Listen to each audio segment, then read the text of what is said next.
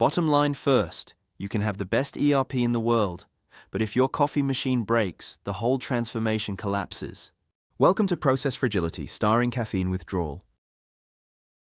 So, let's do a small exercise, because what we are talking about how to manage our processes in times of uncertainty, in times of unexpected things happen.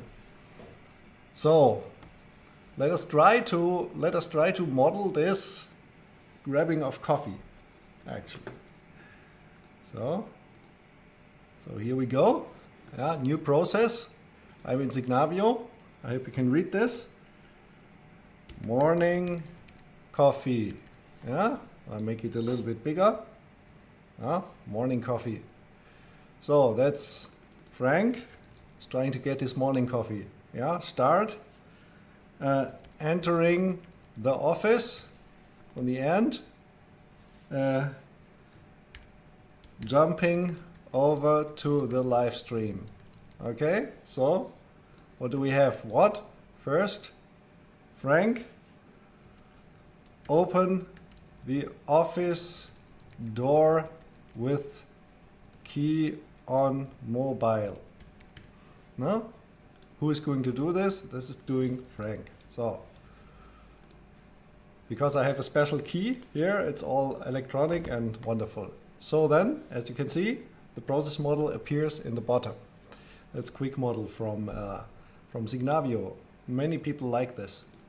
So then, pull the coffee from the coffee machine.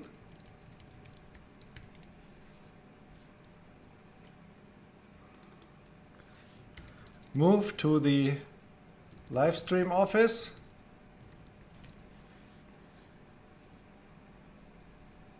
And drink the coffee.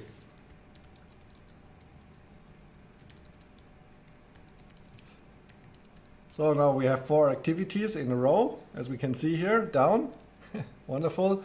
Maybe the end is not best description, because do live stream. Maybe live stream. So, okay. So that's a wonderful process, isn't it? So now I've managed my process. No, I don't, because unexpected things happen. No, what do I do then?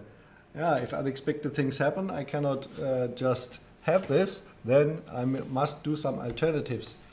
For that, I need to go to the graphical editor. And first save my process model here. And go to the graphical editor. There we go. Because now it becomes complicated. Then I have to maybe switch the direction of that a little bit here. This is very practical. If I like more vertical, okay, now. Nice, I like it.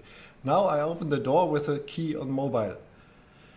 So far I didn't forget my key, which is good. So that is not a problem. But if I one morning have a problem with a key, then I'm screwed.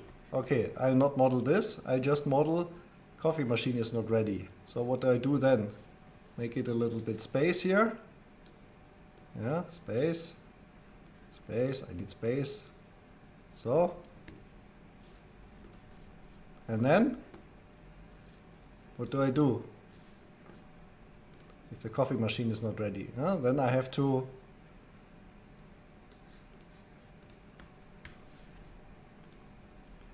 move to the live stream immediately office. Coffee machine ready.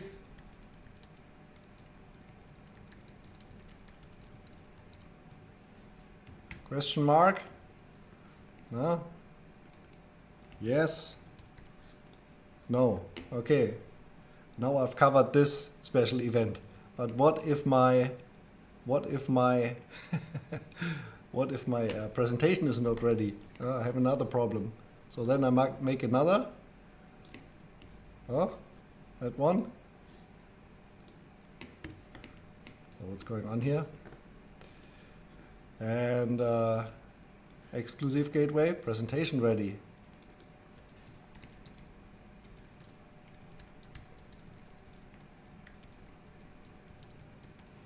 No? Then I have to do some extra work, yeah? So here I go. This one. Instead, I have to prepare intro slide for presentation. Also, I get no coffee. Yeah. But first, actually, I have to move to the live stream office, so that's even wrong. So what do I do here? It's now getting really complicated because I get another gateway. First move to the live stream, change the sequence. It's going to be chaotic. Yeah. And also, what if I pull the coffee from the coffee machine and in the meanwhile I understand that there is not enough time before I can start the live stream? Yeah. Then I need some catching intermediate event, which is a timer event. Yeah. Excuse me, a throwing intermediate event. So where are this here? Intermediate timer event. Here, if time runs out, yeah, I have to interrupt this. And so the point I'm trying to make is this. It fastly gets nasty if you model one of these or many of these unexpected events. This gets really nasty. Yeah. So that's a simple process. Just trying to grab a coffee, but so many things can happen in the meanwhile. Yeah. So how do you prepare for all of these events? Actually, okay, maybe you can say rise earlier, prepare everything in advance, and then you'll get your coffee. Yeah. But yeah. So what do we do if our processes break?